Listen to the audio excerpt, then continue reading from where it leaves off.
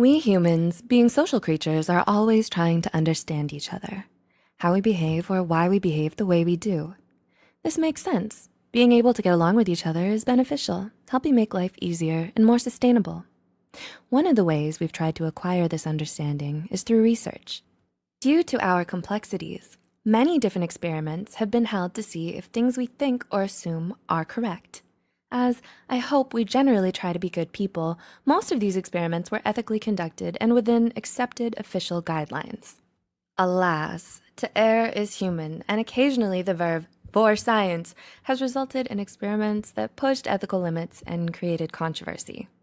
Even so, these moral missteps still opened researchers to new knowledge. As per usual, it's the unusual that fascinates us. Here are some of the standout, maybe notorious psychological experiments that occurred for real. 1. The beneficial brainwashing experiment. Already, you're likely thinking, brainwashing? That's not good. How could it be beneficial? We can understand the confusion with the seemingly oxymoronic label, but it was real, and Dr. Donald E. Cameron decided to execute it sometime in the 1950s to 60s era, with the goal in mind of rewiring us to think healthy. The subjects were forced to listen to looped audio messages for long stretches, the theory being that this would enable the psyche to receive the message directly and create new thinking patterns. This was called psychic driving. If you've seen those old-timey ads to learn while you sleep, this experiment is likely where they stemmed from. So why would they think this would work? The accepted belief at the time was that the brain was programmable, like a computer, so could thus be recoded to think healthier. As ridiculous as it might sound now, conditioning is a confirmed psychological phenomenon, leaving open the possibility that the mind can be guided to think a certain way, even if it can't be totally reprogrammed. 2. The Stanford Prison study. Ever have a friend surprise you with uncharacteristically poor treatment? What could have happened?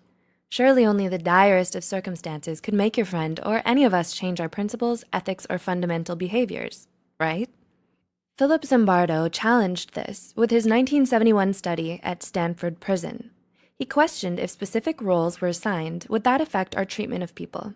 He set the scene with roles of prisoners and guards due to the complex interaction required.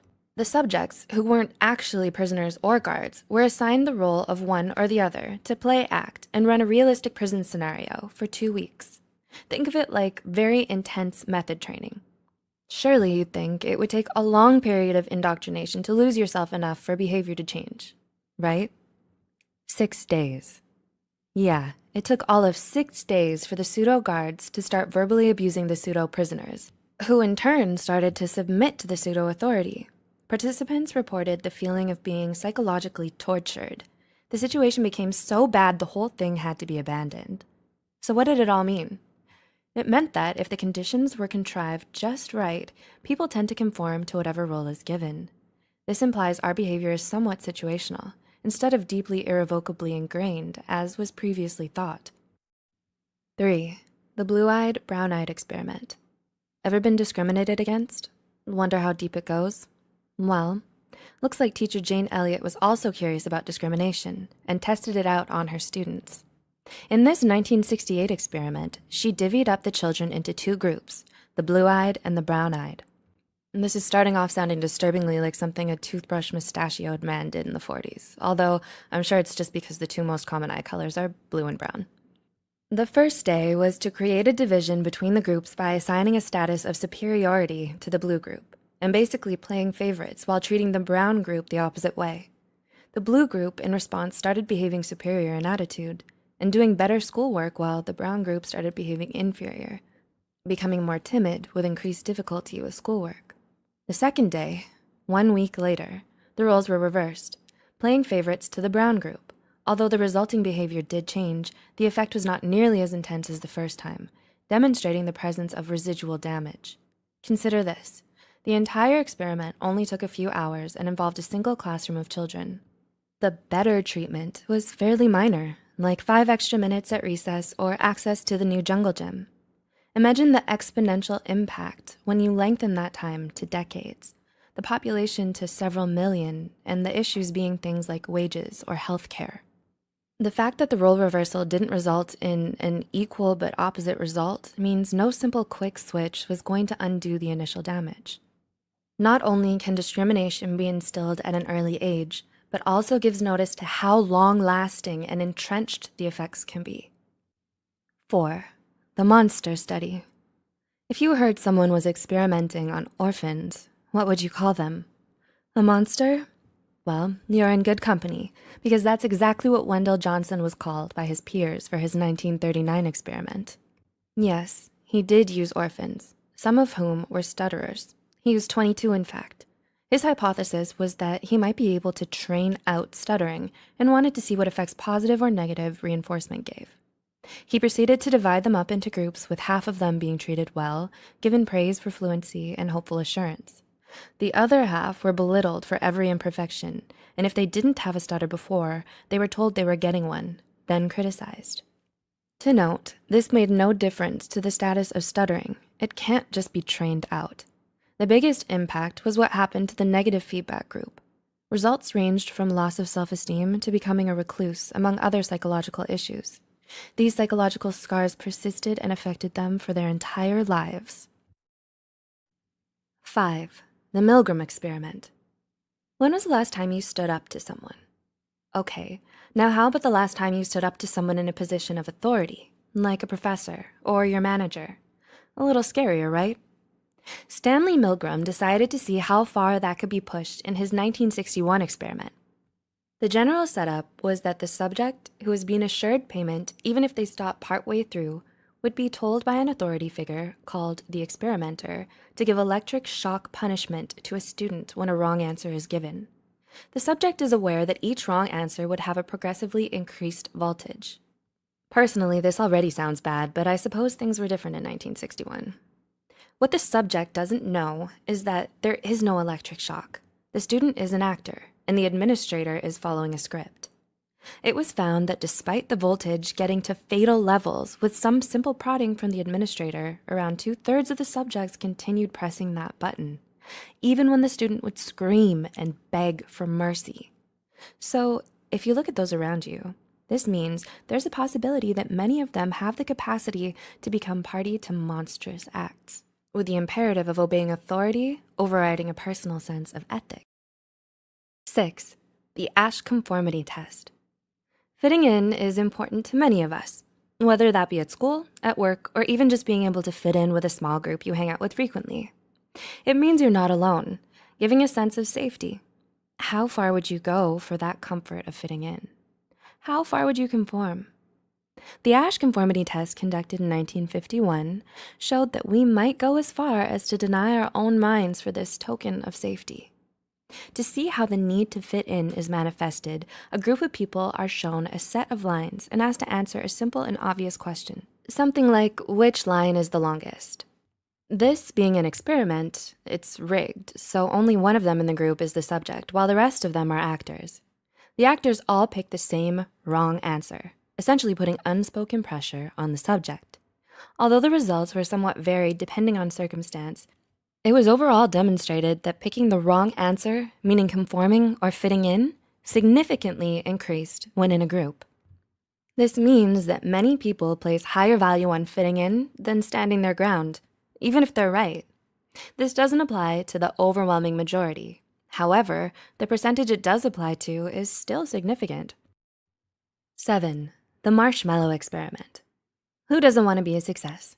Even more, who doesn't want to be able to predict that they'll be successful? The marshmallow experiment by Mischel tried to prove a predictor. It posits that good things come to those who wait, more officially known as delayed gratification. The test subjects were children, which raised some eyebrows. The children were presented with a marshmallow and given the choices to eat it immediately or to wait and be rewarded for their patience with a double marshmallow reward. The initial results showed that the ones who waited for the double reward did better in school relative to the immediate eaters. This appeared to support the hypothesis that delaying gratification is associated with success. The study was referred to as proof of the benefits of delayed gratification for years. However, recent follow-up studies and investigations found that other factors that were previously ignored played very important roles in the choice of delayed or immediate gratification, such as socioeconomic conditions, which could also affect behavior and neurocognition. So the initial findings are now questionable, and this needs further evaluating and study. 8. The Carlsberg social experiment. Beer? Being social? They popularly go together, so why not have a little fun with it? The Carlsberg group thought so and ran an ad campaign that ended up being analyzed as a social experiment. The scenario is sweet and simple. A couple are on a movie night date, and the movie theater is filled with some very tough, rough, stereotypical-looking bikers. There are only, however, 2 seats available, and they're right next to each other. They're also situated smack dab in the middle of this sea of leather, beards, and gruffness. The unspoken challenge is thusly given to the unsuspecting couple.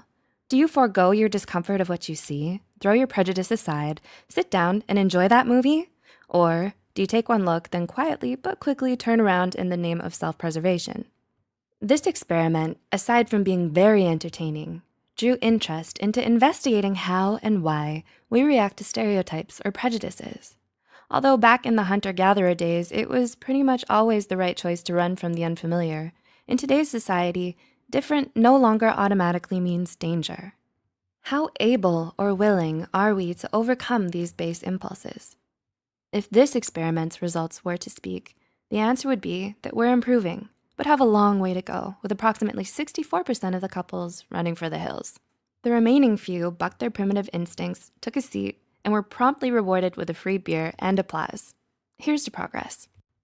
9. The Robber's Cave Experiment. If someone is your enemy, are they always going to be so? Or does it depend on context? Social psychologists Muzaffar and Carolyn Sharif wanted to prove that competition for limited resources would result in conflict, hostility, and negative behavior between the competing groups. This gave rise to the follow-up question: what would happen if resources had to be gained not by competition, but by cooperation? Would the previous conflict override their ability to get the prize, or can conflict be overcome by this simple change in context? Thus ensued a Lord of the Flies-esque experiment. But Lord of the Flies hadn't even been published yet at this time. A summer camp at Robbers Cave Park in Oklahoma, USA, was set up in 1954, wherein 22 boys were split into 2 groups and set up in different areas, each group thinking they were the only group at the camp. The 2 groups were then introduced, and the stage set, wherein the resources were limited and had to be won through competition, like tug of war. The next phase then had the boys move to a new location, and the context changed to the resources being won only through cooperation towards a common goal, like fixing a water supply they all depended on. The result was that even though there was previous conflict, hostility, prejudice, and shunning and competition, which was expected, this could be overcome, even surpassing to bonding and friendship should the situation call for it. And 10, the experiment of the ape and the child. The Planet of the Apes in all its iterations has maintained its popularity through the decades, partly because of our fascination with our closest animal relatives, the apes. How close are chimpanzees to us, really? Could they be close enough to us that if raised in a human environment, they could act and believe that they were human? Looks like this idea isn't a new one, as Winthrop Kellogg decided in 1931 to raise a female chimpanzee named Gua as a sibling to his baby son Donald. He was interested in the opposite effects too, where human children had been raised by wild animals. Since he figured abandoning his baby to be raised by wild animals would be wrong, he decided that bringing one wild animal into his home would be perfectly a-okay. What was observed was that the 1-year-old Gua showed a higher intelligence, but did not adopt human speech. Unfortunately, it seemed to work the other way around, with little Donald's speech cognition being disrupted because he was copying Gua's chimpanzee vocals instead. Gua was moved out shortly thereafter. Looks like Kellogg had his answer. No matter how close we may be, nor how diligently the environment was tailored, there are fundamental differences in development between apes and humans that simply cannot be overridden by nurture alone. Regardless of why these experiments became so well known, whether through ethical questionability or unexpected results, they're all still valuable. They furthered the understanding of human behavior and thought, helping the study of psychology and in turn, the rest of us. What do you think of these studies? What would you do to change or adjust the experiments to figure out something similar? If you're interested in more psychology content, feel free to visit us at psych2go.net. Please like, share, and subscribe. See you in the next video.